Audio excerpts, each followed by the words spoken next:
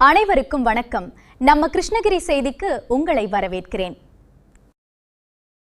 கிருஷ்ணகிரி மாவட்டத்தில் தமிழக வெற்றிக் கழகம் தனது அரசியல் களத்தை விரிவுபடுத்தி வரும் நிலையில் பாட்டாளி மக்கள் கட்சியைச் சேர்ந்த முக்கிய நிர்வாகிகள் அக்கட்சியிலிருந்து விலகி தமிழக வெற்றிக் கழகத்தில் இணைந்து உள்ளார்.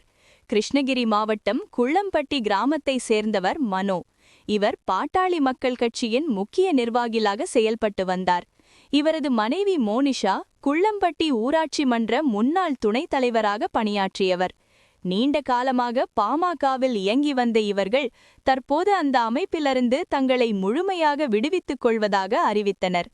தளபதி விஜய் தலைமையிலான தமிழக வெற்றிக் கழகத்தின் கொள்கைகளால் ஈர்க்கப்பட்ட மனோ மற்றும் மோனிஷா ஆகியோர் கிருஷ்ணகிரி மாவட்ட செயலாளர் முரளி விஜய் முன்னிலையில் அக்கட்சியில் தங்களை இணைத்துக் கொண்டனர்.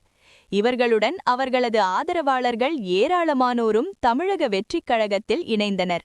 புதிதாக இணைந்த நிர்வாகிகளை வரவேற்ற மாவட்ட செயலாளர் முரளி விஜய் கட்சியின் வளர்ச்சிக்கும் மக்களின் நலனுக்கும் அனைவரும் ஒன்றிணைந்து பாடுபட வேண்டும் என வாழ்த்தினார்.